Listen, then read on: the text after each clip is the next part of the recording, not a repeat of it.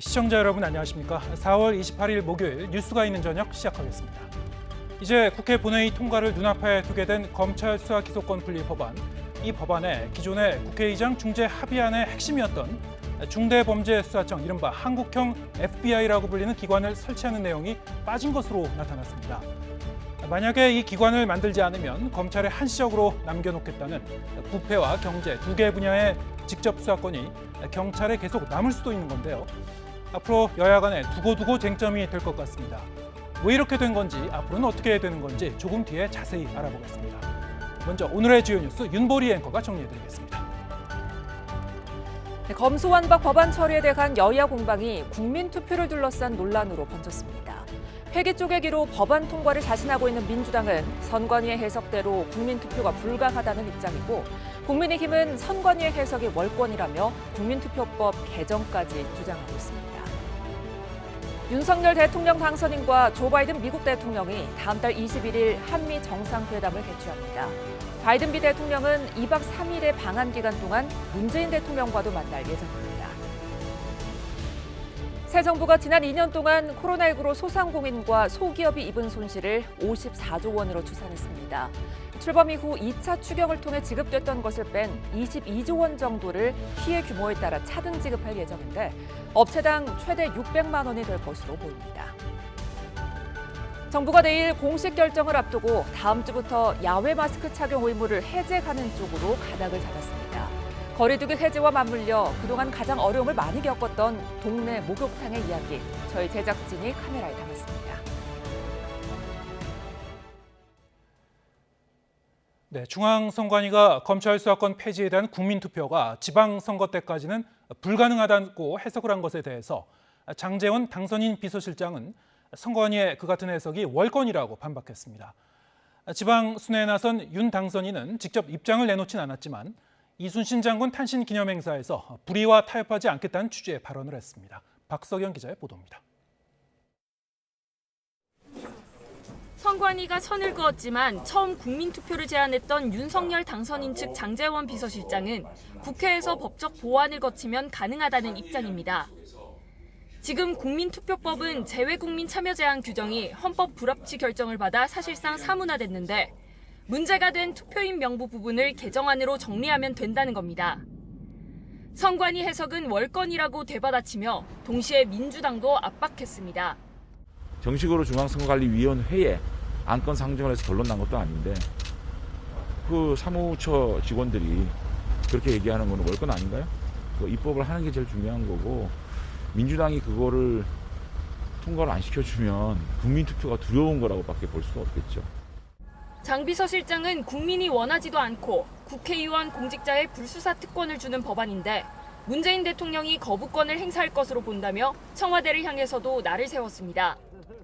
이와 관련해 직접적인 입장을 밝히지는 않았던 윤석열 당선인은 1박 2일 일정으로 충청을 찾아 민생 행보에 주력했습니다. 이순신 장군 탄신 기념 달해제에 참석해서는 충무공은 불의와 타협하지 않았다. 한 사람이 길을 잘 지키면 1000명이 두렵지 않다고도 강조했는데, 최근 검수완박 대치 정국에 대한 의중을 나타낸 것 아니냐는 해석도 나왔습니다.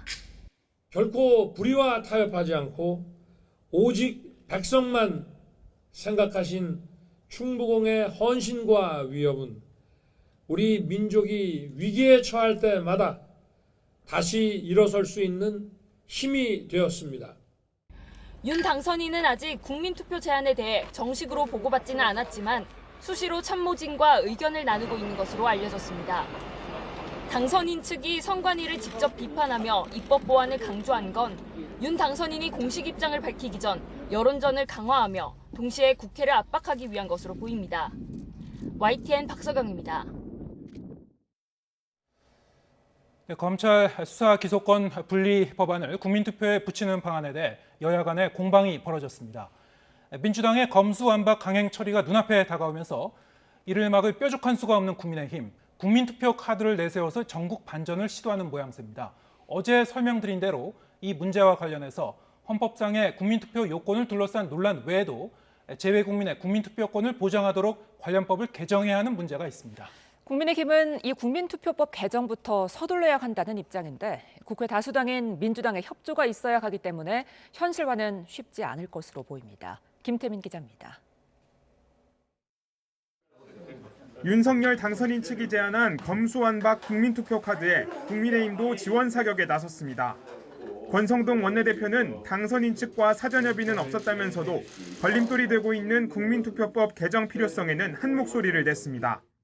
국민투표법 개정안이 이미 제출된 걸로 알고 있으니까 당연히 헌법에 합치되도록 개정 노력을 해야 된다 생각합니다. 합의 파기 프레임에서 벗어나 국민 의견을 직접 들어보자는 명분으로 전국 반전을 노리는 모습입니다. 그러면서 검수완박을 비판하는 공개 토론회를 열고 본격적인 여론전에도 뛰어들었습니다. 국민들이 알고 이에 대해서 여론을 형성할 수 있게 해야 되는데 군사작전 하듯이 무슨 시한을 정해놓고 문재인 대통령 퇴임하기 전에 해야 된다라고 하는 것은 전혀 무책임한 행동이고. 법안 통과를 코앞에 둔 민주당은 국민투표 가능성을 일축하며 날선 반응을 보였습니다. 애초에 투표 대상이 될 수 없는 사안을 두고 반헌법적 발상을 하고 있다며 당선인 측의 저의가 의심된다고 비판했습니다. 검찰을 위해서라면 무슨 일이든 하겠다. 선언적 발언 아닌가 이런 생각이 듭니다. 과연 이렇게까지 검찰 문제에 대해서 집착을 하는 이유가 뭔지 모르겠습니다. 그러면서 검수완박 반대에 선봉에 섰던 한동훈 법무부 장관 후보자를 겨냥해 대대적인 검증 공세를 예고하고 나섰습니다. 전화 한 통으로 여야 합의를 짓밟고 국회의장과 여야 전체가 합의한 사안을 정면으로 부정했습니다. 과연 법무행정의 책임자로서 역할을 제대로 할 수 있을지 의문입니다. 이처럼 여야의 신경전이 더 뜨거워지면서 법안 개정을 거쳐 검수완박 법안이 국민투표에 붙여지는 건 사실상 불가능에 가까운 상황입니다. 하지만 강행 처리를 우려하는 목소리도 분명 있는 만큼 국민투표를 둘러싼 논란은 당분간 불가피할 전망입니다. YTN 김태민입니다. 네, 앞으로 검찰이 수사권을 경찰에 넘기면 경찰의 커지는 힘을 어떻게 견제하고 통제할 것인지는 아직 불분명합니다. 특히 경찰의 부실 수사를 보완할 방법 혹은 과잉 수사나 인권 침해를 방지할 방안이 필요하다는 문제 제기가 많이 있었는데요. 국회 본회의에서 조만간 처리할 것으로 보이는 검찰 수사권 폐지 법안을 보면 최근 지적이 됐던 검찰의 보완 수사 제한을 약간 완화하는 내용으로 수정을 했다는 설명입니다. 네, 지금 화면에 띄운 게 오는 30일 추가로 본회의에 상정될 것으로 보이는 형사소송법 개정안 중 일부인데요. 네, 지금 보시는 것처럼 경찰이 수사한 사건의 동일성을 해치지 않는 범위에서 보완 수사할 수 있다고 했습니다. 동일한 범죄 사실의 범위 내라는 기존 표현을 수정안에서 동일성을 해치지 않는 범위라고 고친 건데요. 하지만 검찰이 이른바 별건 수사는 하지 못하도록 선을 그었습니다. 조금 뒤에 변호사 모시고 좀 더 자세한 의미를 짚어보기로 하고요. 이렇게 내용을 조금 손봤다고 해도 검찰은 개정안에 위헌 소지가 여전하다는 입장이고 법조계에선 대한변호사협회가 시민 무제한 토론 필리버스터를 시작하면서 지원 사격이 이어졌습니다. 나혜인 기자의 보도입니다. 대검찰청은 막판 조정된 검수완박 수정안에도 독소 조항은 그대로라고 주장했습니다. 특히 경찰이 종결한 사건에서 고발인의 이의 신청권을 없앤 형사소송법 개정안을 두곤 헌법상 재판 청구권과 평등권을 침해할 소지가 명백하다고 지적했습니다. 아동학대를 목격하거나 기업 비리를 폭로한 내부 고발자가 경찰 수사 결과에 불복해도 검찰이나 법원 같은 다른 기관의 판단을 구할 수 없다는 겁니다.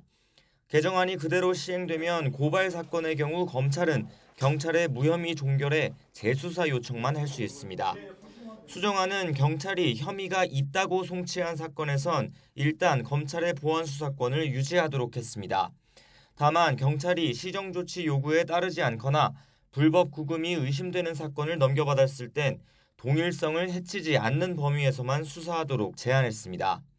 대검은 부실 수사나 인권 침해가 우려되는 사건일수록 더 철저한 보완 수사가 필요하다며 범위를 제한한 이유를 알 수가 없다고 규탄했습니다. 검찰 바깥에선 법조계 인사들의 지원 사격도 계속됐습니다. 박근혜 전 대통령 탄핵 심판 주심을 맡았던 강일원 전 헌법재판관은 검찰 인권정책 자문위원장으로서 다수당이 일방적인 의도로 진행하는 검수완박은 범죄 피해자를 보호하지 못할 거라고 비판했습니다.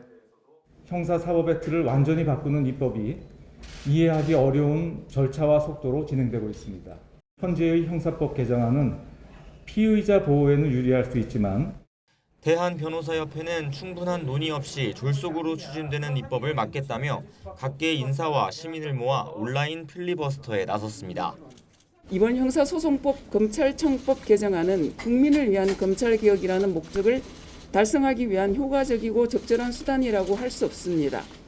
위 법안의 성급한 입법을 중재하고 다만 박범계 법무부 장관은 검수완박 수정안을 두고 여야 간 어느 정도 논의가 된 것 같다며 오히려 국민의힘 의원들이 왜 필리버스터를 하는지 모르겠다고 꼬집었습니다. YTN 나힌입니다.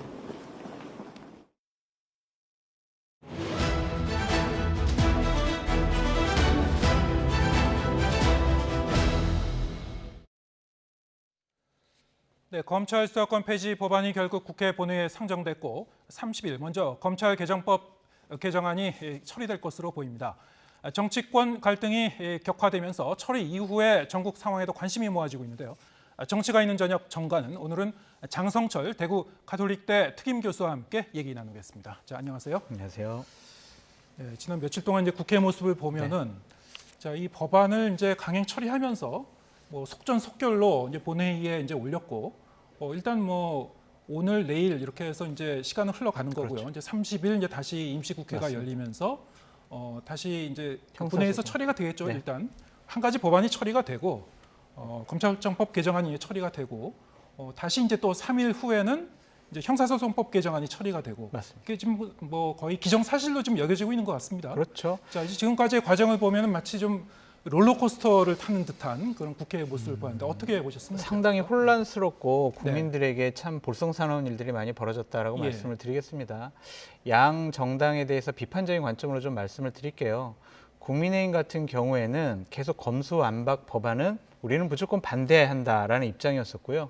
윤석열 당선인 생각을 한번 해보세요. 작년에 검찰총장 그만둘 때 검수완박 법안은 위헌이다라는 얘기를 계속 해왔고요. 예. 그러한 입장을 계속 견지하고 있습니다. 그런데 국민의힘 쪽에서 민주당과 덜컥 합의안을 해주는 바람에 지금 실리도 명분도 다 잃은 상황이다. 네. 그래서 국민의힘 같은 경우에 상당히 혼란스러워하고 있어요. 이 법안 막을 수도 없고요. 이 법안 그대로 처리되는 것은 반대하고 싶고 막고 싶은데 도저히 방법이 없습니다. 그러니까 자꾸 여론전을 하고 있다라고 말씀을 드립니다. 성급한 합의가 지금 문제를 키웠다라고 말씀을 드리고요. 민주당의 모습은 비판받지 않을 수가 없습니다. 저렇게 군사작전 하듯이 다수의 의석수의 힘을 빌어서 밀어붙이기 식으로 우리나라 대한민국의 형사소송법에 근본적인 변화를 일으키는 저 법안을 저렇게 밀어붙이기 식으로 처리하겠다는 것은요. 과연 민주당이 의회 민주주의를 달성할 수 있는 그런 집단이냐라는 비판이 나올 수밖에 없습니다. 지난 4월 12일 날 민주당이 의원총회를 열어가지고요. 자, 검수완박 법안 우리 당의 당론입니다 라고 얘기를 했어요. 그런 다음에 4월 15일 날 검수완박 법안을 국회에다가 냈습니다. 그러고 나서 지금 5월 3일 날 이것을 다 처리하겠다라는 게 말이 됩니까? 공청회 한번 열지 않았습니다. 전문가 의견 듣지도 않았습니다. 법제처장이 국회에 나와가지고 이 법안에 대해서 저희는 좀 반대합니다라고 했더니 민주당 김용민 의원은 국회를 우습게 보느냐라는 식으로 혼내기만 했어요. 제대로 반대의 의견을 듣지 않았습니다. 국회의 여러 가지 안건 처리는요. 대화, 타협, 조정, 협의입니다. 그 정신을 잃어버린 민주당은 비판받아 마땅하다라고 말씀드립니다. 네. 지금 그 절차적인 문제점에 대해서 여러 가지 뭐 지적이 나오고 있는데 여기에 대해서 이제 민주당 입장에서는 뭐 지난 70년간의 이제 정치 검찰의 폐해에 대한 어떤 해법을 이제 처방을 이 법안으로 이제 제시를 한 거죠. 네. 자, 이 정해진 시한 내에 법안을 처리하지 않으면 다시는 기회는 없을 것이다. 그래서 지금 이걸 강행해야 된다. 이것이 이제 민주당의 입장이고요. 자, 이런 가운데 신경전이 고조되고 있는 정치권 여야의 목소리 한번 들어보겠습니다. 토요일서부터 이미 새로운 임시국회가 회기가 시작이 됩니다. 그때 이제 본회의를 열고 지체 없이 토론 종결된 안건을 의결하게 돼 있어요. 예, 그렇게 하고 나면 그 다음 형사소송법 안이 상정이 될 거고, 그러면 또 거기에 필리버스터를 하지 않겠습니까? 그렇죠. 그러면 이제 이 같은 방식으로 이 자정까지 토론이 진행이 될 거고요. 그다음에 이제 회기가 만료되고 새로 또 임시회 소집을 요구하게 되면 3일 뒤인 다음 주 화요일 날 또 본회의를 열 수 있습니다. 이미 우리 당은 법사위 안건조정위원회 전체의 효력정지 가처분 신청서를 제출했습니다. 하루빨리 위법적 상황을 바로잡고 민주당의 반헌법적 폭거를 막을 수 있도록 헌법재판소는 조속히 판단을 내려야 할 것입니다. 만일 민주당이 4월 30일 기어이 본회의를 열어서 검수완박법을 통과시킨다면 민주당은 혹독한 대가를 치를 것임을 엄중 경고하는 바입니다. 네. 뭐 오늘 토요일 이제 다시 임시 네. 이 국회가 열리게 되면은 뭐 다시 국민의힘이 필리버스터를 한다고 하더라도 그냥 당일 다시 이제 무력화되는 그렇죠. 거고요. 네. 예, 그 다음 달 초까지 이 법안을 처리하겠다는 건데 네.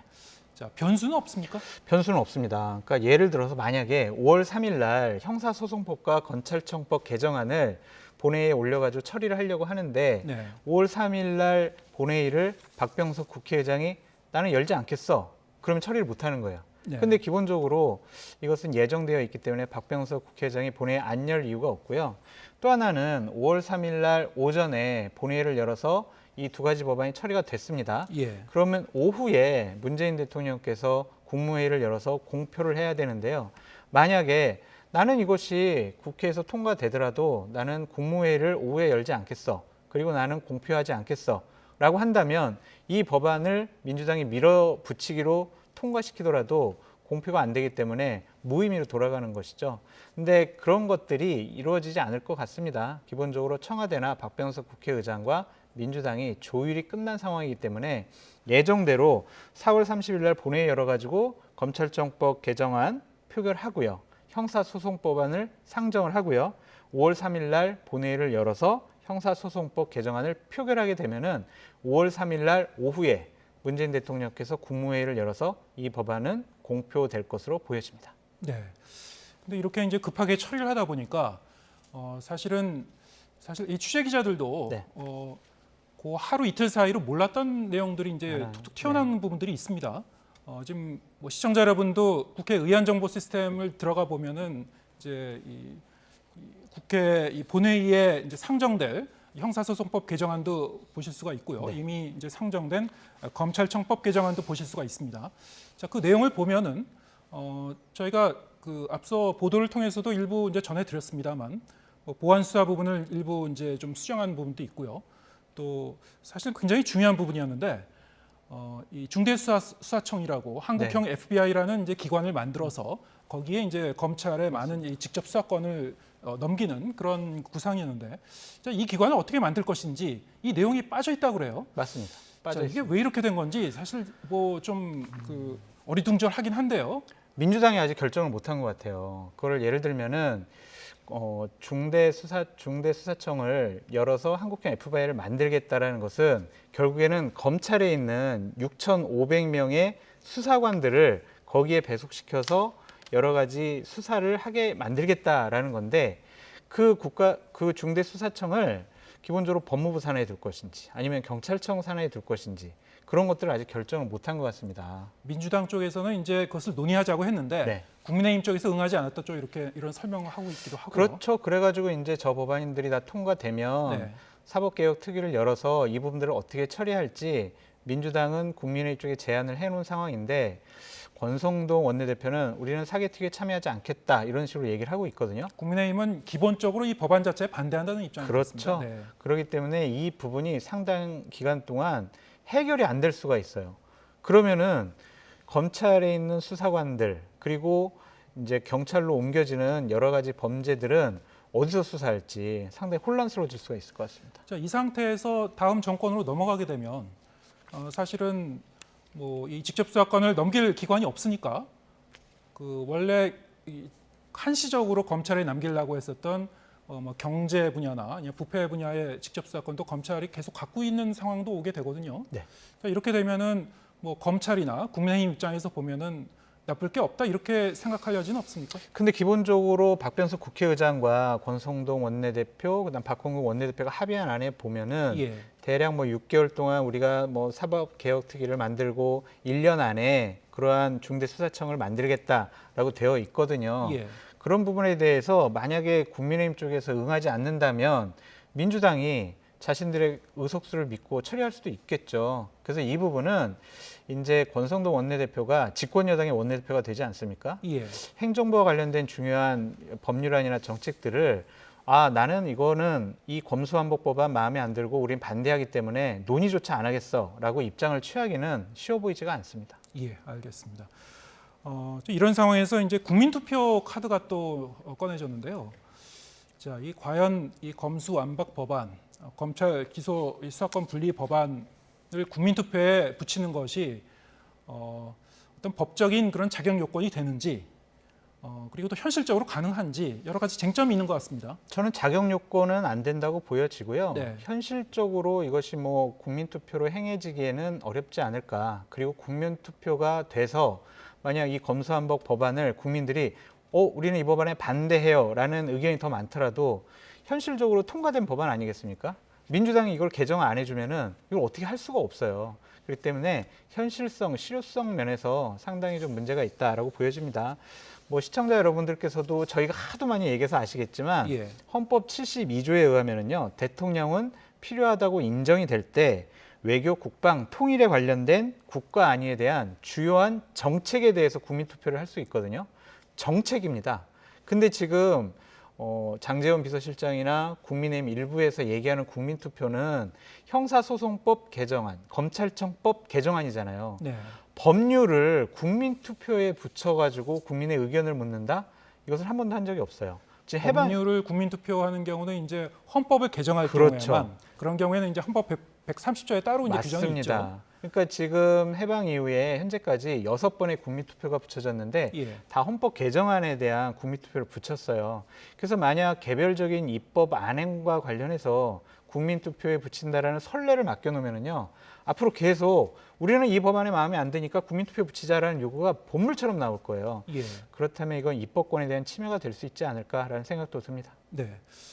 자, 이런 어떤 법리적인 그 논란 가능성이 있고요. 선관위가 어제 이제 즉각적으로 이제 해석을 내놨는데 지방선거 때까지는 이 국민투표는 불가능하다. 좀 세게 표현하긴 한 것 같은데요. 어쨌든 이제 관련법을 그 단기간에 개정을 하지 않는 한 현실적으로 어렵다 그런 의미 같습니다. 그렇습니다. 국민투표법 14조 1항에 의하면은요, 헌법재판소에서 그 규정에 대해서 헌법 불합치 결정을 내렸어요. 그래서 2016년 1월까지 이거는 고쳐라라고 국회에 얘기했는데 지금까지 안 고쳐져 있는 거예요. 그러니까 무슨 조항을 고치라고 했냐면 재외 국민이라도 국내에 거소가 있어야 국민투표에 참여할 수 있다라는 조항이거든요. 근데 이 조항이 재외 국민의 투표권을 침해하니까 이 부분 없애라고 헌법재판소가 얘기했는데 아직도 국회가 이 부분에서 고치지 않았어요.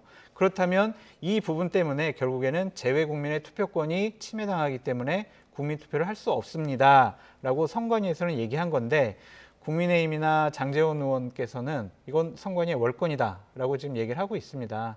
그래서 이 부분이 어떻게 좀 처리될지는 지켜봐야 될 것 같은데 선관위가 선거 관리를 사무 관리를 하잖아요. 예. 근데 여기서 불가능하다고 하면 기본적으로 투표 행위가 이루어지기는 어렵지 않을까라고 전망해 봅니다. 사실 윤석열 당선인 입장에서도 대통령으로 취임한 직후에 이런 국민투표를 한다는 것 자체가 여러 가지로 정치적 부담도 있을 것 같은데 그렇죠. 굳이 이런 카드를 꺼낸 이유가 물론 이제 당선인의 입으로 한다고 얘기하지는 않았습니다.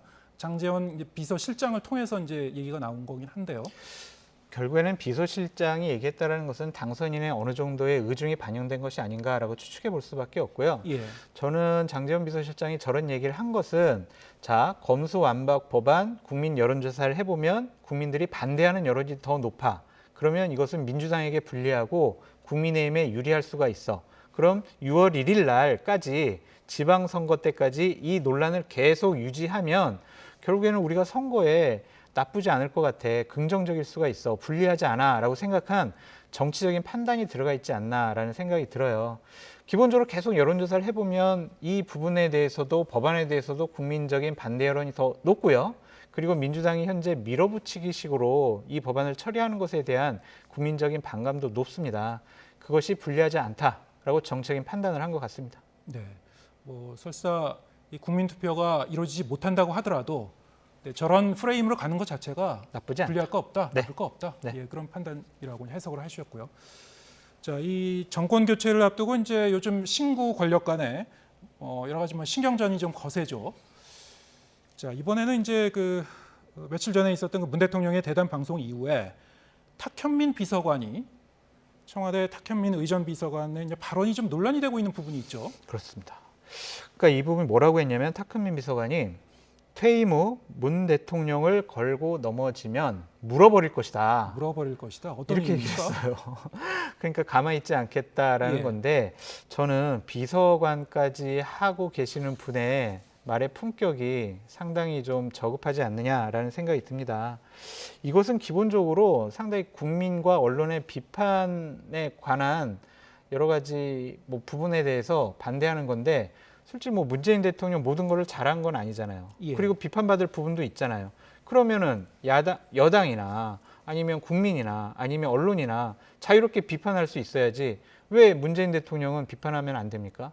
이것이야말로 탁현민 비서관이 뭔가 상황을 좀 잘못 알고 과도한 충성심을 보인 것이 아닌가라는 생각이 들어요.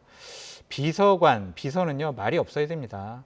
저런 것들이 나는 문재인 대통령을 위한 길이야 라고 하겠지만 많은 분들은 왜 저런 얘기까지 할까? 저것은 탁현민 비서관의 말의 실수가 아닐까라고 좀 생각해 봅니다. 네. 사실은 뭐 이런 여러 가지 좀 그 날선 공방, 신경전을 보면서 네.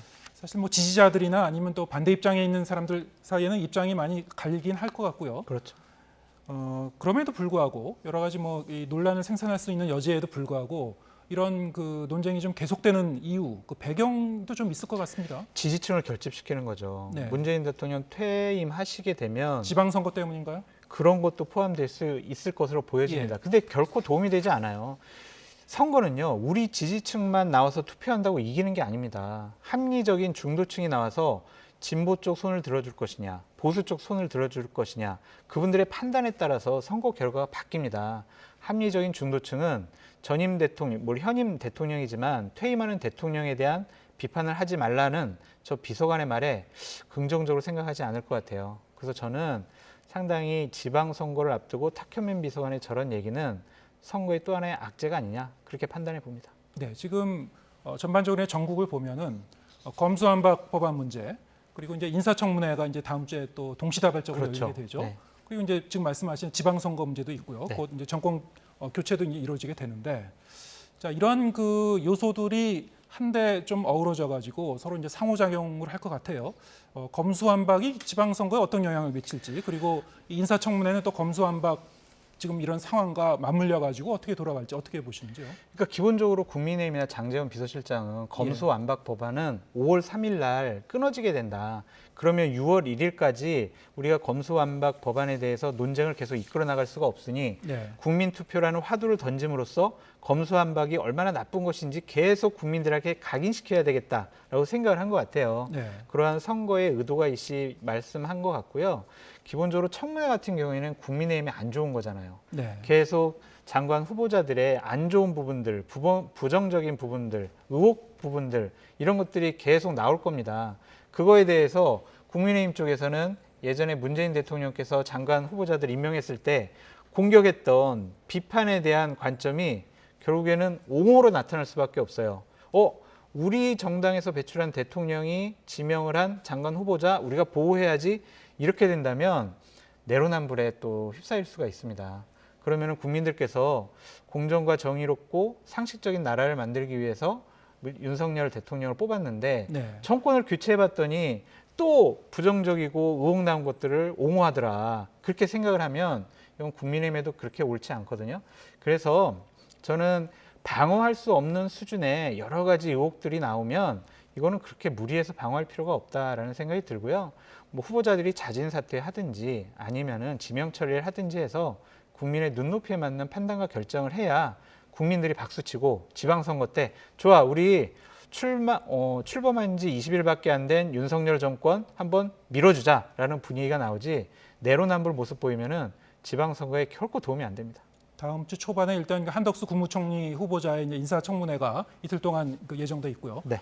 또 맞물려서 여러 가지 또 의혹이 제기되고 있는 정호영 보건복지부 네. 장관 후보자의 인사청문회도 다음 주에 열리게 됩니다. 네.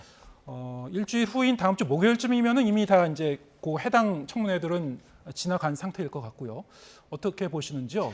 그 기간 동안에 의혹이 많이 제기된 후보자 본인이 좀 거취를 표명할 가능성도 있다고 보시는지요? 국민 여론에 좀 달려 있겠죠. 예. 당연히 장관 인사청문회가 끝나고 나면은 언론에서 몇몇 장관 후보자들에 대해서는 여론조사를 할 거예요. 거기서 만약 이분 그만둬야 된다라는 여론이 강하면은 국민의힘이나 윤석열 당선인 측으로서는 지명 처리를 하지 않거나 자진 사퇴를 시키지 않을 수가 없을 것 같아요.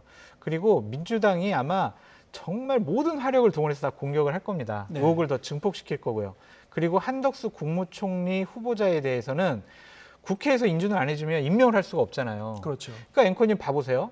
국무총리가 인준이 안 돼서 임명이 안 되면요. 국무총리가 국무위원들을 제청을 해야 되는데 제청할 수가 없어요. 총리 서리가 될 수도 있는 거죠. 그렇죠. 그렇게 되면은 결국에는 장관 없이 새 정부가 출범하든지 예. 아니면 김부겸 국무총리가 장관 후보자들을 제청하는 그러한 모양새도 나올 수가 있어요. 그래서 이 부분은 국무총리나 장관 후보자 청문회를 다음 주에 국민들께서 아주 흥미로운 눈으로 지켜보셔야 될 것 같습니다. 예, 알겠습니다. 네, 장성철 대구 가톨릭대 특임 교수와 함께했습니다. 고맙습니다. 감사합니다.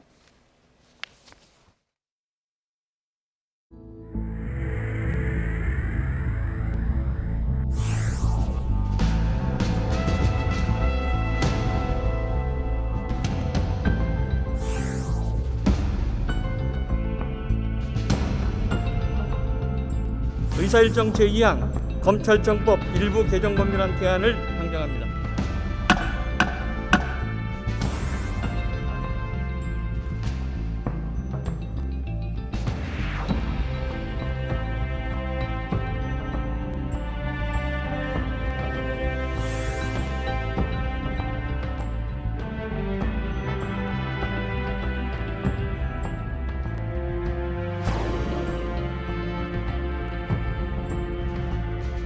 이렇게 지금 국회가 압도적으로 다수의 힘을 가지고 이렇게 헌법 가치를 이렇게 유린하고 있는데 과연 이것을 국민들께서 원하는 것인지 직접 물어보는 것이 마땅하지 않는가.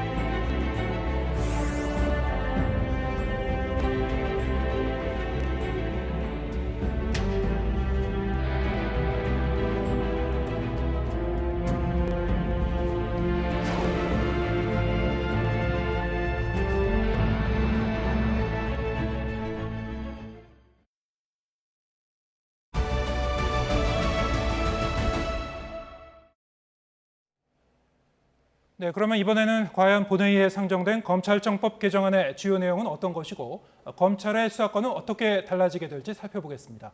장윤미 변호사 나와 있습니다. 자, 어서 오십시오. 네, 안녕하세요. 네, 지금 뭐 앞서 저희가 이번 법안에 대해서 네. 자, 이게 너무 단기간에 빠르게 처리되다 보니까 언론도 그렇고 시청자 여러분도 네. 그렇고 여러 가지 좀 이렇게 헷갈려하실 만한 부분이 많다는 그런 얘기를 나눴습니다만 이 법안의 내용, 뭐 수정안이 일단 그 본회의에 지금 올라갔다고 하는데요, 하나하나 좀 따져보도록 하겠습니다. 네. 일단 1차적으로 먼저 본회의에 이제 상정된 법안이 검찰청법 개정안이죠. 그렇습니다. 조금 있다가 이제 다시 형사소송법 개정안도 이제 상정이 될 예정인데요.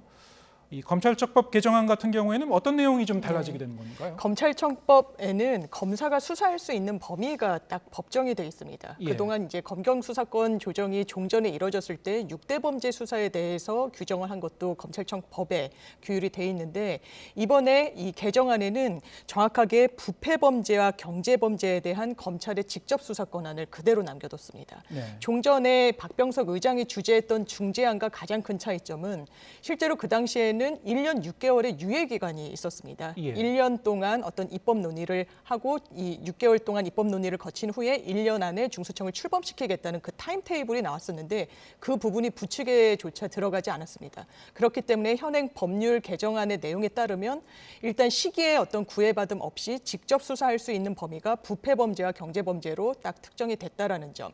그리고 항상 논란이 됐던 이 보안 수사. 이 보안 수사라는 건 정확히 이 직접적으로 검찰이 미진한 검찰의 수사 내용을 조서 등을 꾸미는 데 있어서 수사를 할 수 있다라는 내용입니다. 예. 종전에는 수사 지휘만 내려보낼 수 있지 보완 수사를 할 수 없도록 돼 있던 게 애초에 당초 아니었기 때문에 검찰 측은 아니 어떻게 피해자들을 대면조차 하지 않고 뭐 의견 청취는 한다고 하지만 조서조차 꾸미지 않고 어떻게 기소를 하느냐라고 비교적 설득력 있는 주장을 내놨었습니다. 그렇기 네. 때문에 이 부분과 관련해서 보완 수사는 경찰이 송치한 사건에 대해서는 직접 검찰이 수사를 보완할 수 있도록 조치했고 또 검찰이 기본적으로 인권 수사를 견제하는 기능을 담당하고 있습니다. 경찰이 일선 수사를 하는 데 있어서 반인권적인 행태가 있지 않는지와 관련해서도 이 경찰의 위법한 체포 구속이 의심되는 경우에는 직접적으로 또 보완 수사를 할 수 있도록 규정안에 담겼습니다. 네, 바로 이 보완 수사 문제가 그동안 좀 더 이제 개선할 여지가 있지 않느냐 이런 그 지적이 좀 많았던 부분이긴 한데요. 네. 지금 그 개정안 내용을 보면 이제 이른바 이제 수정안이라고 하죠. 그렇습니다. 수정이라고 이제 올라온 것을 보면은 물론 이제 형사소송법 개정안하고 이제 같이 봐야 될 것 같습니다. 네. 내용을 보면은 이른바 이제 여죄 검찰이 이제 추가로 수사하는 과정에서 경찰이 수사하지 못했던 그런 부분들이 좀 많이 나오게 됐다. 그러면은 그 여죄나 아니면 뭐 공범이 추가로 이제 발견이 되든가 여기에 대해서는 수사할 수 있도록 좀 네. 길을 터주는 그런 가능성을 좀 열어놓는 그 내용이 들어 있다고 하는데요. 네. 그렇습니다. 왜냐하면 지금까지 뭐 별건 수사를 금지하는 그 원칙은 당연히 모든 법조인들이 그리고 국민들이 공감하실 겁니다. 그런데 예. 문제는 뭐였냐면 이 다른 여죄 그러니까 다른 범죄를 인지하게 됐는데 이걸 경찰에 내려보내지 못한다고 해서 수사가 가로막히는 거 아니냐라는 우려와 걱정의 목소리가 상당히 많았던 게 사실입니다. 그래서 종전의 문구를 보면 이렇습니다. 동일한 범죄 사실 내에서만 보완 수사를 할 수 있다. 네. 그러니까 딱 범주가 지금 수사하고 있는 사건에 대해서만 이 보완책을 검찰이 마련할 수 있는 것으로 문헌상 읽히는 부분이 있습니다. 그렇기 때문에 뭐 아동 범죄, 아동 대리인을 많이 하셨던 변호사님 같은 경우에도 이 기본적인 그냥 아동학대 사건인 줄 알고 진행을 하다 보니까 아동 성범죄까지도 인지가 됐다. 그럼 검찰이 성범죄에 대해서는 이걸 내려보내지 못하는 거냐? 이건 너무 부당한 거 아니냐? 이런 문제 제기가 있었거든요. 예. 그래서 이번에 개정안에 담긴 내용은 동일성을 해하지 않는 범위 안에서는 이 다른 별건의 수사도 할 수 있는 길이 터인 그런 부분이 있습니다. 지금 예시를 들어드린 뭐 아동 학대 범죄와 아동이 또 이 뭐 성범죄의 피해자가 된 경우에는 기본적으로 동일한 범죄 내부에 있다라고 평가받을 가능성이 좀 높기 때문에 종전의 안보다는 그 가능성 그리고 그 범주가 더 넓어진 게 또 사실입니다. 네, 뭐 이를테면 N번방 사건을 수사하다가 수사를 해보니까 이게 조직범죄 부분도 새로 나왔다. 그러면 그 부분을 더 추가할 수 있는 네. 여지가 생겼다고 볼 수 있는 거죠. 예. 그런데 이 형사소송법 개정안을 보면요, 방금 말씀하신 기존의 이제 문구는 이 동일한 범죄 사실의 범위 내라고 돼 있었는데 네. 그 부분이 이제 동일성을 해치지 않는 범위에서 보완 수사할 수 있다고 했습니다. 그렇습니다. 자, 일반인의 시각에서 보면 그게 그거 아닌가 네. 이렇게 보이기도 하는데 이게 뭐 큰 네. 달라진 의미가 있는 건가요? 큰 틀에서는 사실 별건 수사라는 것을 중지하겠다라는 취지가 담긴 거는 맞습니다. 예. 그러니까 제가 제 개인적인 사건을 이야기해서 그렇지만 별건 수사로 무죄를 받은 이 어떤 케이스가 있었는데 피의자가 아니라 처음에는 본인이 피해자 지위에서 본인의 피해 사실을 입증하기 위해서 휴대전화를 이미 제출을 했습니다. 예. 그런데 거기에 범죄의 단서가 좀 담겨 있었던 겁니다. 그래서 검찰이 영장 없이 이것을 가지고 기소를 했습니다. 이게 바로 전형적인 별건 수사거든요. 네. 이런 것은 어떤 피해자의 인권 그리고 증거법적 적법 절차에 굉장히 반하는 행위이기 때문에 법원에서도 증거 능력 자체를 인정해주질 않습니다. 그 대원칙을 이번에 이 형사소송법 개정안에도 넣은 그런 것이라고 보시면 지금 됩니다. 이제 화면에 나오고 있는 그 내용이고요. 그렇습니다. 자, 이 내용은 이제 지금 본회의에 아직 상정은 안 됐고요. 네, 그렇습니다. 토요일쯤 해서 이제 상정할 걸로 예상되고 있는 추가 법안입니다. 네, 그렇습니다. 그래서 이 부분도 사실 문헌에 큰 차이가 없이 느껴지실 수도 있지만 동일한 범주 내랑 동일한 범위 사실 내라는 건 조금 차이가 있습니다. 동일한 딱 범죄에 대해서만 수사지를 내린다면 굉장히 여죄 수사에는 가로막히는 국면이 좀 펼쳐질 수 있었던 것도 좀 우려의 목소리가 좀 타당한 측면이 있는데 그렇지 않고 좀 더 그 범주를 넓힌 그런 문헌상 해석이 가능하다고 하겠습니다. 예, 알겠습니다. 또 하나 이제 많이 지적이 됐었던 부분이죠. 이 선거 사범에 대해서 이 검찰이 이제 직접 수사를 할 수 네. 없는 부분, 이 지방선거가 코앞에 이제 다가왔는데 이 검찰이 수사하지 못한다는 게 말이 되느냐? 이게 정치인들만 사실은 혜택을 보는 거 네. 아니냐? 이런 이 비판이 있었고요. 그래서 이 부분에 대해서 이제 수정을 했죠. 네. 올해 안까지는 이제 할 수 있다. 이게 공소시효를 좀 염두에 둔 건데요. 이게 여기에 대해서도 뭐 여러 가지 이제 그 지적이 계속 좀 나오고 있는 것 같습니다. 네, 자, 그렇게 그렇습니다. 되면은 총선 같은 경우에는 다가오는 네. 총선은 어떻게 할 거냐 뭐 이런 부분도 있고요. 예. 어떻게 보시는지요? 이런 우려가 나오는 건 지금 말씀 주신 것처럼 기본적으로 공직선거법의 대부분의 혐의가 6개월이 시효로 돼 있습니다. 그 네. 취지는 일단 선출직 공무원이 뭔가 선거법과 관련돼서 연루가 됐을 때 빨리 그 갈등 구조를 좀 종결 지으라는 취지가 입법론 안에는 좀 녹아 있는 부분이 있습니다. 그렇다면 지금까지 선거법을 어떻게 취급해 왔는지와 관련해서 보면 기본적으로 각 지역에 있는 선관위에 신고가 들어옵니다. 선거법 위반의 소지가 있다. 이건 좀 들여다봐야 된다라고 해서 1차적으로 선관위에서 스크린을 하면 그걸 경찰로 넘기지 않고 검찰로 넘겼습니다. 네. 시효가 워낙 짧기 때문에 기소권을 갖고 있는 검찰이 빨리 들여다봐야 되는 그런 부분이 분명히 있습니다. 그래서 검찰의 공안부의 이 관련 수사의 노하우도 많이 축적돼 있고 뭐 비교적 경찰로 또 내려보내서 수사가 진행되는 부분도 있지만 수사 지휘를 기본적으로 받는 구조 속에서 경찰도 선거법 사범들을 수사해 왔기 때문에 이 노하우 측면에 있어서는 검찰이 수사력이 좀 더 높다라고 볼 수 있을 여지가 분명히 있습니다. 때문에 이걸 무자르듯이 당장 이 검경 수사권 조정 국면에서 경찰로 바로 보내는 것은 지금 코앞에 닥친 6월 지방선거에 제대로 대응하지 못할 수 있다라는 문제 제기가 타당한 측면이 있고 지금 그 안이 어느 정도 반영이 된 이후에는 그렇다면 국회의원 본인들이 총선을 치르는 2년 뒤는 본인들이 경찰 수사의 대상은 될 수 있어도 검찰 수사의 대상은 될 수 없도록 이 국면을 만들어 놓은 거 아니냐라고 하지만 이 총선이 치러질 때까지 만약 경찰이 이 선거법과 관련해서 뭔가 이제 이양을 받은 후에는 보완책이 좀 마련돼야 되는 부분이 분명히 있어 보입니다. 아마 이제 많은 분들이 이제 우려하는 부분은 네. 이 선거 범죄 같은 경우에 특수성이 있기 때문에 그렇습니다. 뭐 국회의원이라든가 네. 이 고위공직자들 아니면 어쨌든 그 굉장히 고위직에 있는 분들이 거기에 이제 연루됐을 가능성이 높고 네. 그랬을 경우에는 이제 뭐 경찰이 수사를 할 경우에 이제 외압의 가능성도 상당히 있고요. 여러 가지 이제 그 적용하는 법리도 상당히 좀 복잡하다고 네, 하죠. 그래서 그렇습니다. 검찰 같은 경우에는 공공수사부라고 그래서 따로 뒀던 거고 네. 재판부도 이제 이 선거를 담당하는 재판부 이제 따로 둔 건데 경찰에 이제 다 맡겼을 경우에 과연 제대로 할 수 있겠느냐라는 의구심은 계속 남아 있을 수밖에 없어요. 네. 하지만 이제 지난 토요일 뭐 장 변호사와 이제 네. 제가 이제 YTN 뉴스에서 또 비슷한 얘기를 네. 했었는데요. 그때 이제 이 검수완박 법안과 관련해서 여러 가지 보완할 점이 많다라고 지적한 것 중에서 이 보안 수사 부분과 이 선거 사범에 대한 이 수사 부분 네. 여기에 대해서는 이제 일부 수정을 하긴 했습니다. 네. 하지만 그럼에도 불구하고 아직 좀 미흡하다 이런 지적도 여전히 좀 나오고 있는 상황입니다. 자, 이 외에도 사실은 그 여러 가지 변경 사항이 좀 많이 있었죠. 맞습니다.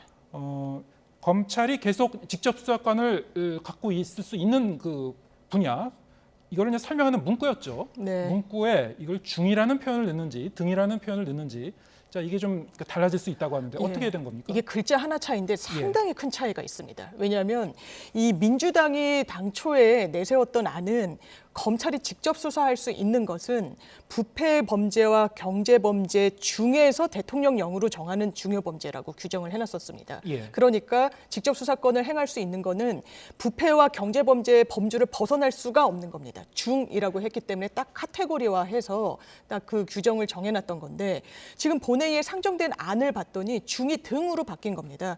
부패 범죄와 경제 범죄 등 대통령령으로 정하는 중요 범죄. 그러면 등이라는 건 기타 등등이라는 거 아니겠습니까? 그 뜻을 살펴봤을 때 그러면 부패 범죄와 경제 범죄에 같은 동일한 무게감을 갖는 범죄 같은 경우에는 대통령령으로 정해서 검찰이 얼마든지 직접 수사를 할 수 있도록 이 규정안이 바뀐 겁니다. 사실 민주당의 당초 수정안에서는 상당히 후퇴했다라고 보여지는 부분이 있고 한 윤석열 당선인이 이제 대통령이 되면 대통령령으로 이 어떤 수사 범위를 훨씬 좀 확장시킬 수 있는 그런 길이 또 열린 게 이번에 본회의에 상정된 안이라고 보시면 되겠습니다.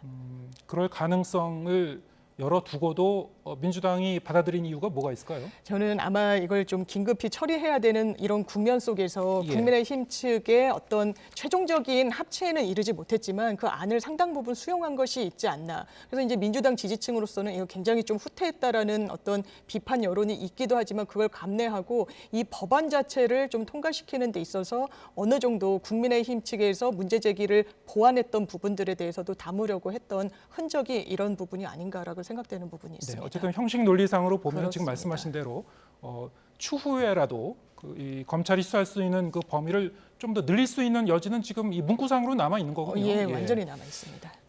또 정말 이제 궁금한 게 아까도 이제 이 부분에 대해서 얘기를 했습니다만 중대범죄수사청 이른바 한국형 FBI라는 기관을 이제 만들겠다고 했단 말이죠. 이게 사실은 이번 이제 개정안의 굉장히 핵심적인 부분이기도 했는데 이게 빠져버렸어요. 상당히 좀 아쉬운 부분입니다. 네. 왜냐하면 경찰로 수사권이 이양되면 그렇다면 어떤 기구가 검찰이 종전에 담당했던 수사를 제대로 넘겨받아서 마무리를 지을 수 있을 것인가. 그게 바로 한국형 FBI인 중수청이다라고 공언을 해왔는데 아예 이 내용이 법안에 담기지 않았습니다. 이 내용이 담기지 않음과 또 연동해서 원래 1년 6개월 뒤에 출범시키고자 중재안의 내용까지 담겼었는데 이 내용이 빠짐으로 인해서 1년 6개월 이후에 그렇다면 경찰로 모든 수사권이 넘어가는 그 스케줄에도 사실상 차질이 있는 겁니다. 네. 그럼 중수청이 과연 이 부분과 관련해서 국회가 입법 논의를 가시적으로 이룰 수 있는 국면일 것인가? 기본적으로 2년 뒤에 또 총선을 치러야 됩니다. 이 이슈를 양 당이 다 갖고 좀 적극적이고 구체적으로 가져가기 좀 부담스러운 부분이 또 있을 수가 있습니다. 그렇기 때문에 이 중수청과 관련해서도 지금 당장 논의에 착수하지 않으면 이게 또 나중에 흐지부지 되는 거 아니냐라는 우려의 목소리도 이런 맥락 속에서 좀 나오는 부분이 있습니다. 기존에 이제 이 6개 분야 중에서 네. 검찰이 이제 직접 수사권을 갖고 있다는 6개 분야 중에서 이제 2개는 남겨놓고 4개는 이제 넘긴다는 거였는데 그렇습니다. 경찰에 넘기게 되면은 뭐 경찰이 그 부분은 계속 갖고 갈 수밖에 없는 거고요. 지금 구조로서는 사실 예. 경찰이 할 수밖에 없어요. 중수청이 생기지 않으면 나머지 이제 2개 검찰에 남는 거는 또 검찰이 계속 갖고 가게 되는 것이고 그렇습니다. 추가적인 이 한국형 FBI에 대한 논의가 이루어지지 않으면은 당분간 이런 구조로 갈 수밖에 네. 없는 약간 좀 어정쩡한 그런 그렇습니다. 상태이군요. 자, 이런 상황에서 국민의힘은 이제 헌재 효력정지 가처분 신청을 했습니다. 검찰도 이제 위헌 소송을 준비하고 있는데, 자 이번 이 개정안이 위헌 소지가 있다라는 여러 가지 이 주장이 나오고 있습니다. 뭐 내용이나 절차, 뭐 양 측면에서 볼 수 있을 것 같은데요. 어떻게 보시는지요? 어떤 법률과 관련해서 위헌을 좀 시시비비를 가리는 절차는 크게 3가지가 있습니다. 네. 헌법소원, 그리고 위헌법률 심판 제청, 권한쟁의 심판이 있는데 헌법소원은 기본적으로 개인이 어떤 행정청의 위헌적인 처분으로 인해서 피해를 받은 경우입니다. 그러니까 이 경우에 해당한다고 보기가 어렵고 위헌법률 심판 제청도 뭐 이를테면 간통죄 같은 게 위헌이 나오지 않았습니까? 그 당시에 그런 그 법률로 재판을 받는 사람이 그거는 신청을 할 수 있는 겁니다.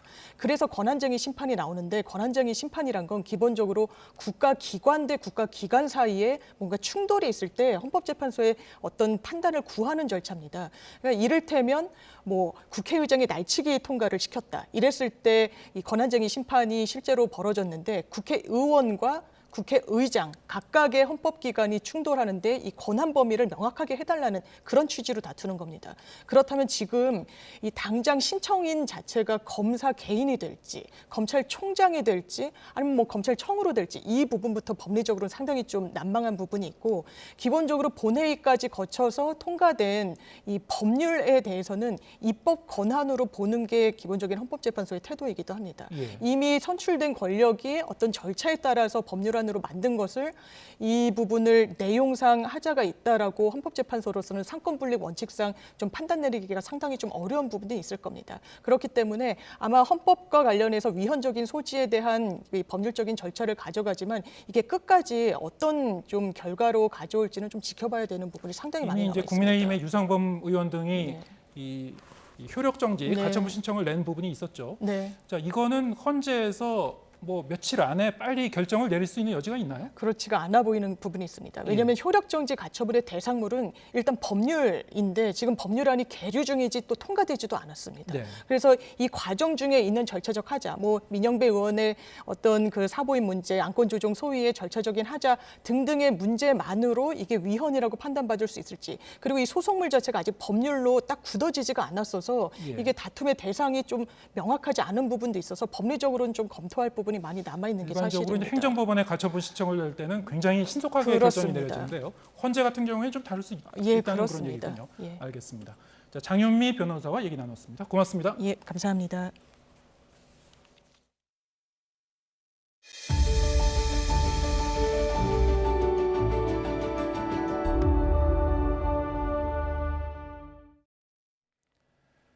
네, 윤석열 정부가 지난 2년 동안 소상공인이 코로나19로 입은 손실 규모를 54조 원으로 추산하고 출범 후 곧바로 추경을 편성해서 지원금을 차등 지급하기로 했습니다. 또 온전한 손실 보상을 위해서 관련 제도를 손보고 금융, 세제 지원도 병행할 예정입니다. 강희경 기자의 보도입니다.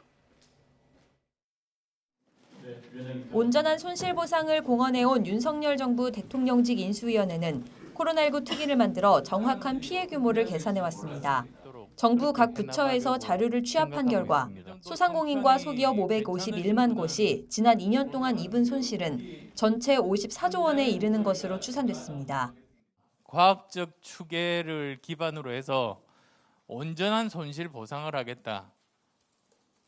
도대체 얼마나 정확하게 영업이익에서 손실을 보았는가. 인수위는 이번 추계 결과를 토대로 정부 출범 뒤 2차 추가 경정 예산안이 통과되는 즉시 피해 지원금을 차등 지급하기로 했습니다. 개별 업체의 규모와 피해 정도 등을 종합적으로 고려해 손실이 큰 업체에는 많이, 작은 업체에는 적게 지급하겠다는 겁니다. 다만 정확한 차등 액수는 2차 추경 편성 과정에서야 윤곽이 드러날 전망입니다. 추경을 편성하는 과정에서 저희가 구체적인 액수가 확정이 될 예정이기 때문에 얼마 정도 드리겠다. 아직은 그렇게 말씀드릴 수 없는 상태입니다. 손실보상 제도는 더 강화됩니다. 오는 6월까지 올해 1, 2분기 손실보상 보정률을 현행 90%에서 높이고 하한액도 지금 50만 원보다 올릴 예정입니다.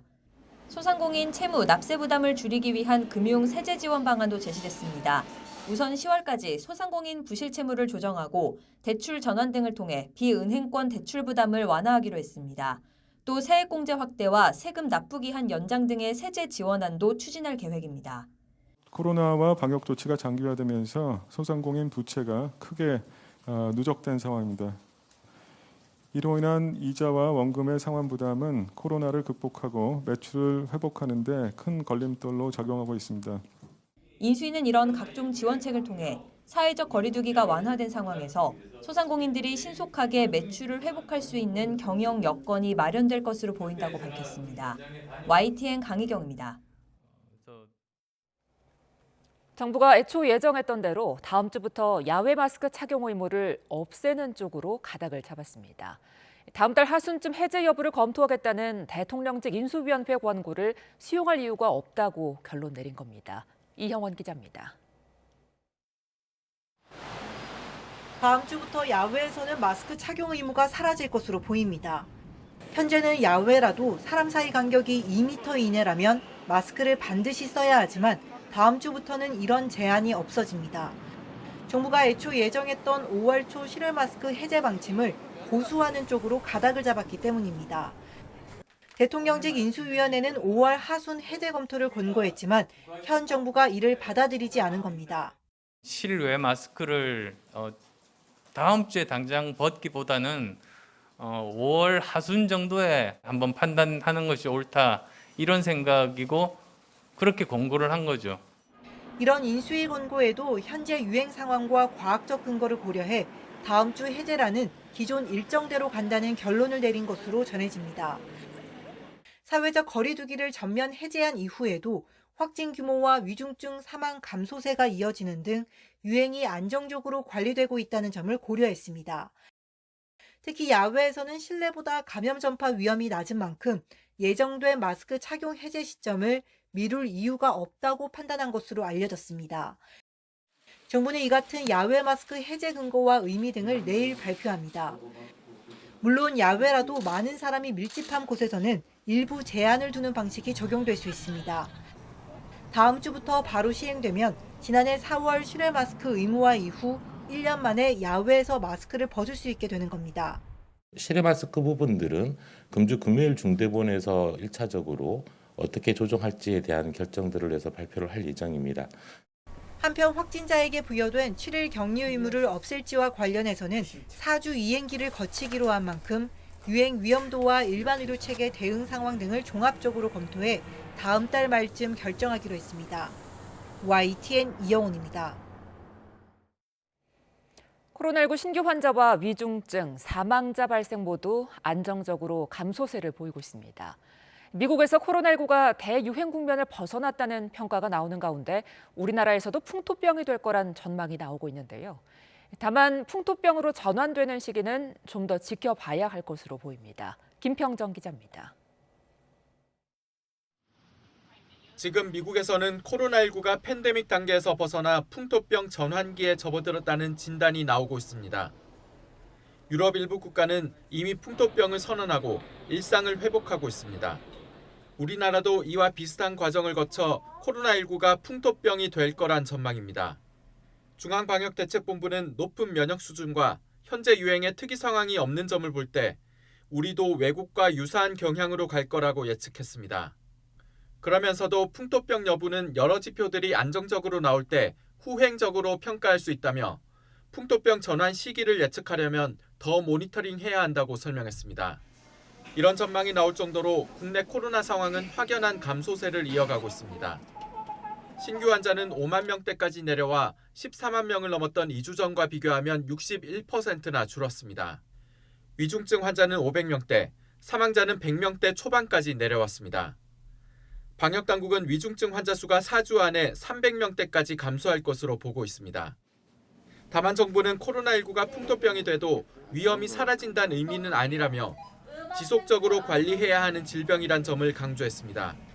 그러면서 이스라엘 연구에서 백신을 4차까지 맞았을 때 3차 접종에 그칠 때보다 사망률이 확실히 낮아졌다며 60세 이상의 4차 접종을 독려하고 특히 80세 이상에는 적극 권고한다고 거듭 강조했습니다. YTN 김평정입니다.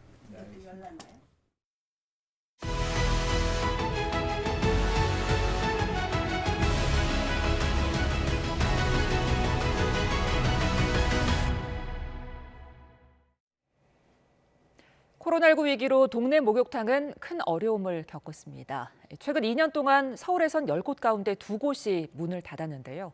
거리두기 해제 이후 상황은 나아졌을까요? 힘겹게 버틴 사람과 반갑게 다시 찾은 사람들, 동네 목욕탕 이야기를 영상으로 담았습니다. 배인수 PD입니다.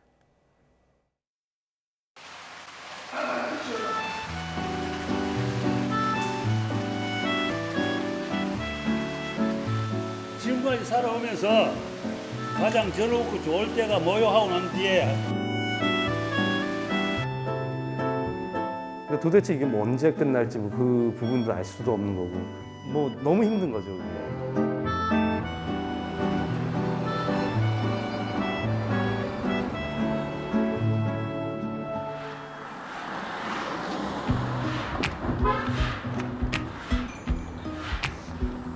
참 사람도 친절하고 좋았는데 이거 느닷없이 없어지대. 없어져서 아쉬워. 우리 집에 손님 오면 꼭 나는 이 목욕탕을 데려갔었어.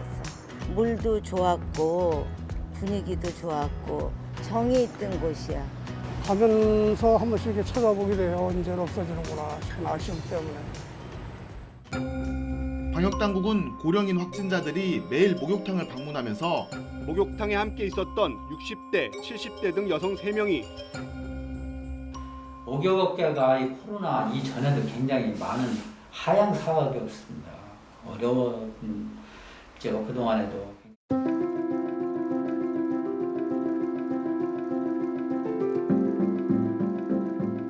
이 코로나가 이제 발생이 되면서부터 서울은 보면은 거의 한 20% 줄었습니다.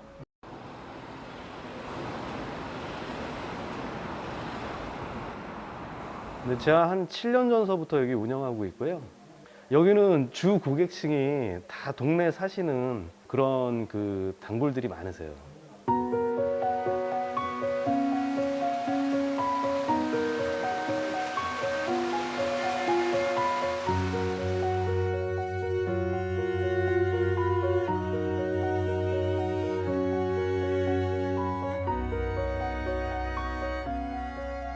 자주 오시는 단골들 계시는데 그분들 무시하고 뭐 이렇게 함부로 문을 또 닫을 수는 없는 거거든요.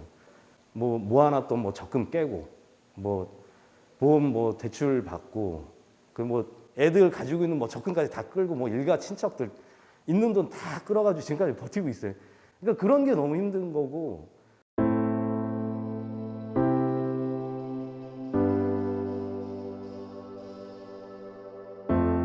그 하다가 도저히 안 되니까 이제 버티다가 그만두시는 건데 이제 다음에 혹시 내가 되지 않을까라는 그런 두려움, 뭐 그런 마음도 들면서 진짜 마음이 아팠어요. 그동안 코로나19로 강화됐던 사회적 거리두기가 해제되면서 시험 기간 끝나고 나서 스트레스 풀고 싶어서 친한 친구들이랑 왔어요. 거리두기도 이제 풀렸잖아요. 진짜 한 3년 만에 와요. 진짜. 그냥 찜질방 냄새가 오랜만에 맡아서 좋았어요. 찜질방만의 냄새가 있나요? 네. 수영장 냄새랑 한약방 냄새 섞인 거 같아요.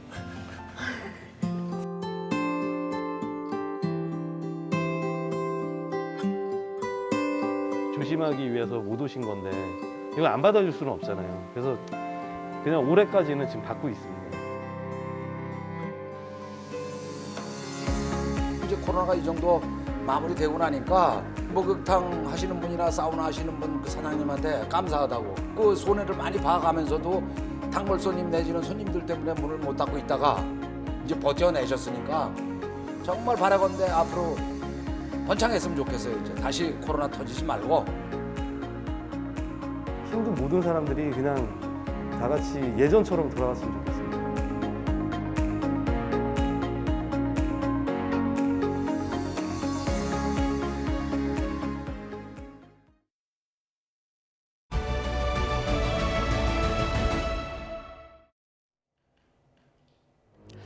오늘 원달러 환율이 1272.5원의 거래를 마치면서 연고점을 경신했습니다. 지난 2020년 3월 19일 이후 2년 1개월 만에 최고치인데요. 원달러 환율이 1250원을 넘어선 건 2008년 글로벌 금융위기 그리고 2020년 코로나19 확산 초기 등 단 2차례뿐이었습니다. 앞서 지난 13일엔 홍남기 경제부총리의 정부는 필요하다면 늘 시장 안정 조치를 갈 준비가 돼 있다는 구두 개입에 환율이 소폭 내렸지만 오늘은 같은 발언이 또 나왔음에도 환율 상승세를 막기엔 부족했습니다. 미국의 이례적인 기준금리 빅스텝 인상 전망에 따라 러시아가 일부 유럽 국가에 천연가스 공급을 중단해 유로화가 약세를 보이면서 달러화 강세가 이어지고 있기 때문입니다. 여기에 오늘 일본이 경기 부양을 위해 대규모 금융 완화 정책을 유지하기로 하면서 엔화 가치가 떨어진 것도 달러 상승을 부추겼습니다. 원화 가치가 떨어지면 우리 수출 제품의 가격이 낮아져서 일반적으로는 수출 증대 효과가 있을 수 있는데요. 하지만 현재는 전 세계적으로 달러 대비 각국의 통화 가치가 하락한 상태여서 수출 가격 경쟁력도 타국에 비해 그리 높지 않은 상황입니다. 게다가 환율 상승은 수입 물가 상승에 큰 영향을 주는데 지금은 국제 원자재 값이 크게 오르고 있어서 우리에겐 득보다 실이 더 큰 상황이죠. 그렇다면 정부가 환율을 안정시킬 수는 없을까요? 정부는 크게 두 가지 방법으로 외환 시장에 개입합니다. 앞서 홍 부총리의 발언과 같은 구두 개입으로 정부가 외환 시장에 개입하겠다는 의사를 밝혀서 안정시키거나 정부나 중앙은행이 직접 외환 시장에서 달러를 팔거나 사는 직접 개입이 있는데요. 현재 외환 시장은 당국이 직접 외환 시장에 개입하는 스무딩 오퍼레이션, 그러니까 미세 조정에도 나선 것으로 보고 있지만 이보다 더 적극적으로 개입하기는 어려워 보인다는 분석입니다. 현재 우리나라는 미국의 제재를 받는 환율 조작국의 전 단계인 환율 관찰 대상국 명단에 올라 있기 때문인데요. 게다가 미국이 외환 시장 감시를 강화하는 추세라 당국의 보다 적극적인 개입은 힘든 게 현실입니다. 이렇게 정부도 뾰족한 묘수를 찾기 힘든 상황 속에 금융 전문가들은 원달러 환율이 최대 1,295원까지 상승세를 이어갈 거란 어두운 전망을 내놓고 있습니다.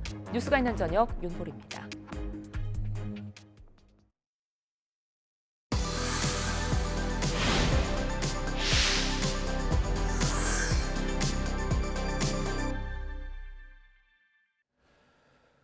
네, 600억 원대 회사 돈을 횡령한 우리은행 직원이 긴급 체포됐습니다. 기업 매각 관련 부서에서 일하면서 외국에서 받은 계약금을 빼돌린 것으로 알려졌는데 경찰이 수사에 착수하자 자수했습니다. 김혜린 기자가 보도합니다.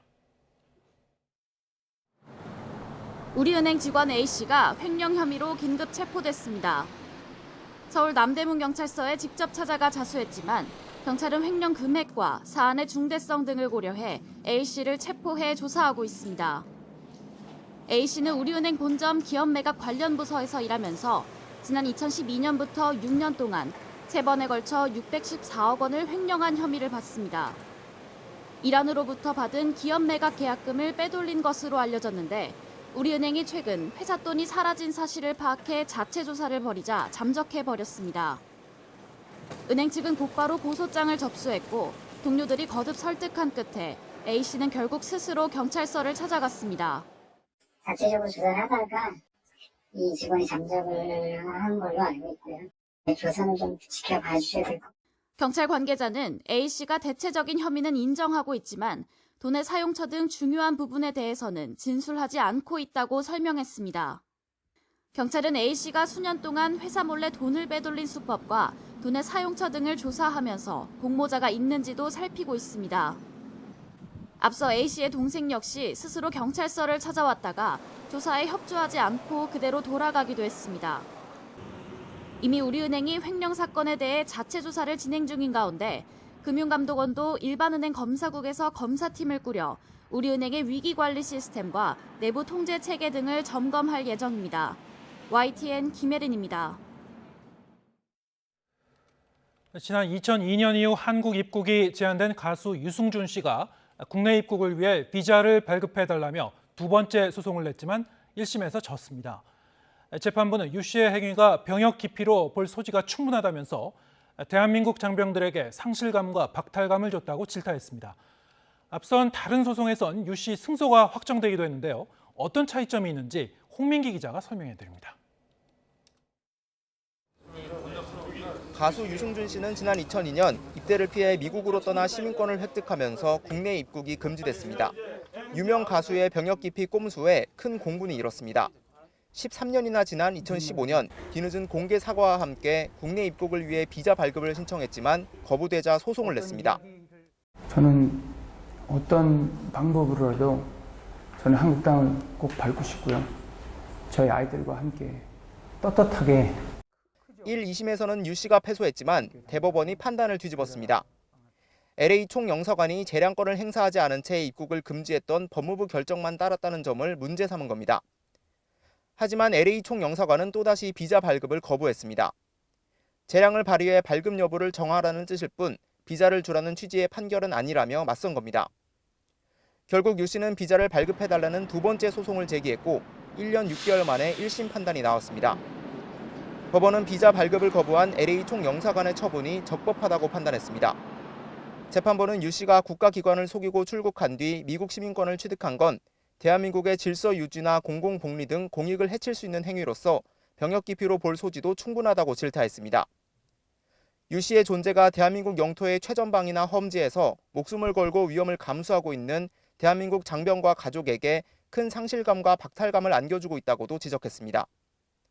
또 유 씨가 지난 20년 동안 국적 포기를 후회하거나 스스로 입대를 지원하는 등 책임을 다했다고 보기도 어렵고 단기 사증이나 법무부 허가를 받아 일시적으로는 입국할 방법이 있다는 점도 고려됐습니다.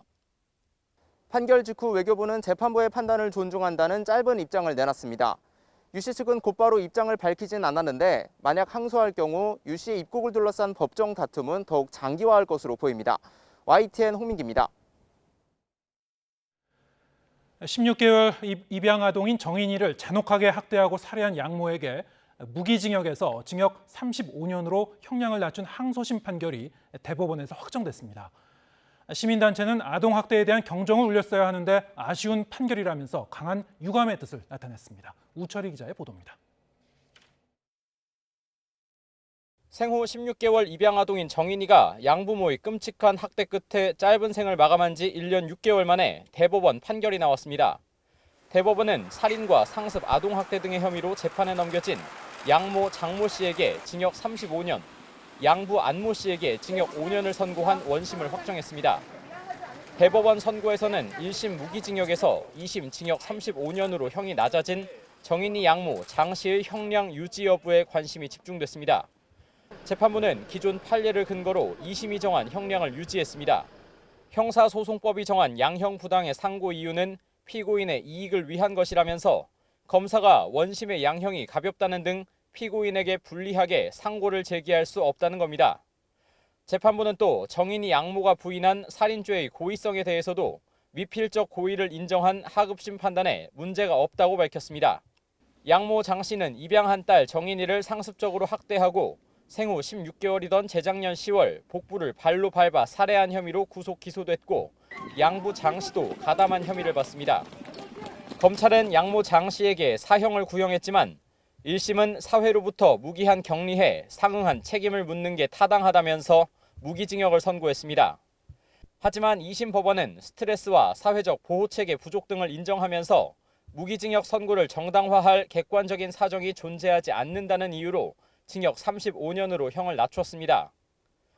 정인이 사건에 대한 관심을 반영하듯 평소보다 많은 시민이 직접 법정에 나와 재판을 지켜봤고 선고 직후엔 탄식과 항의가 쏟아졌습니다. 재판부를 향해 소리를 지르다가 방호원들에 의해 강제로 끌려 나오기도 했고 법정 밖에서는 울부짖음과 함께 들어 누운 시민들도 있었습니다. 관련 시민단체도 기자회견을 열어 유감의 뜻을 밝혔습니다. 이번만큼은 법이 아동학대에 대한 경종을 울려주시리라고 기대를 했는데 아쉽습니다. 안타깝게 눈을 감은 정인이 사건에 대한 법적 판단은 모두 끝났지만 잔혹한 아동학대 범죄의 처벌 수위가 아쉽다는 목소리는 한동안 이어질 전망입니다. YTN 우철입니다.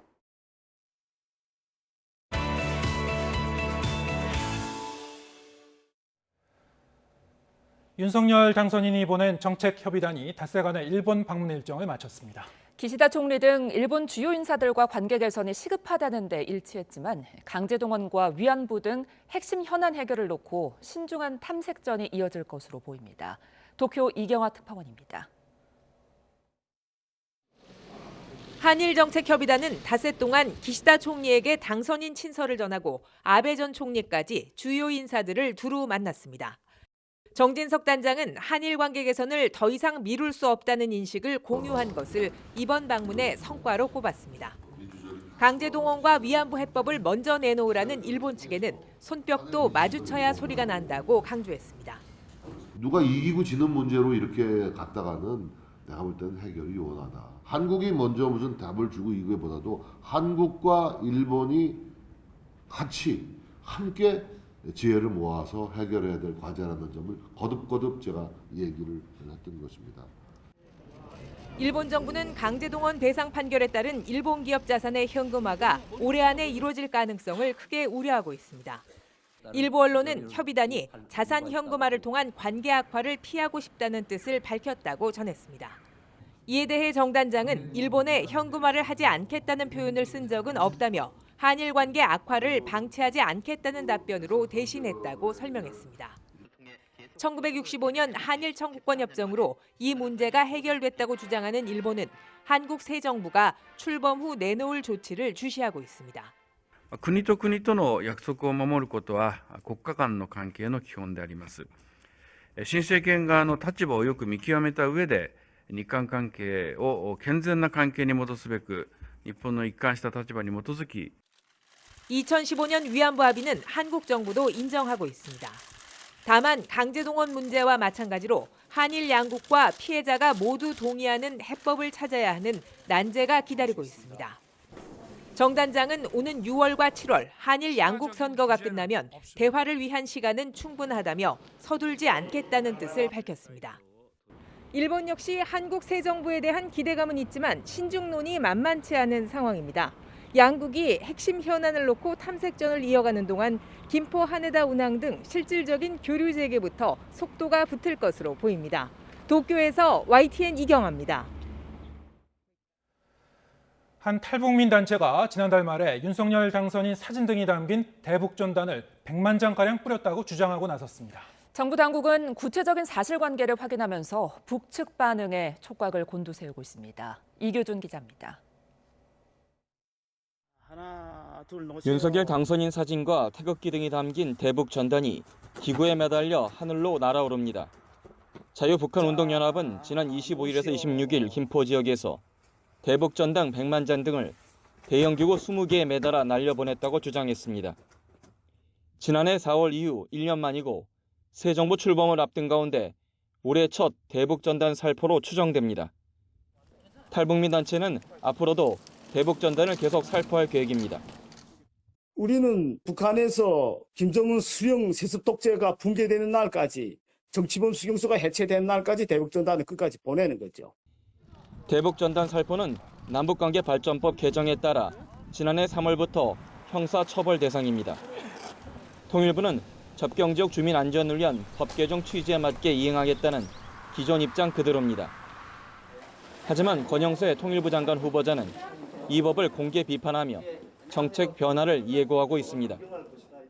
대북 전단 부분은 기본적으로 모든 어떤 자유주의적인 입각에서 관점에서 바라봐야 된다고 생각을 하고 그런 부분을 법으로 규제하는 것은 그건 어떤 통일부의 관점이 아니라 그거는 헌법적인 관점에서 좀 문제가 있지 않나 이렇게 생각을 해서 국회에서 대북 전단 금지법 개정이 쉽지는 않더라도 새 정부가 출범하면 실질적 단속 등이 완화될 수 있다는 관측이 제기되고 있습니다. 북한이 최근 전략무기 시험 발사와 열병식 등으로 위협 수위를 높이고 있는 가운데 대북 전단 재개에 어떤 반응을 보일지 주목됩니다. YTN 이교준입니다. 현역 육군 장교가 북한 해커의 지령을 받아 군사 기밀을 유출하고 군 전상망 해킹을 시도한 혐의로 구속됐습니다. 간첩 활동의 대가는 수천만 원 상당의 가상화폐였는데 북한 해커에게 현역 군인이 포섭된 간첩 사건은 이번이 처음입니다. 신준명 기자입니다. 2년 전 대학 동기로부터 북한 사이버 공작원을 소개받은 육군대위 29살 A씨. 지난해 11월부터 최근까지 이 공작원의 지령을 받고 육군 보안 수칙 등 군사기밀 자료를 촬영해 텔레그램으로 수차례 전송했습니다.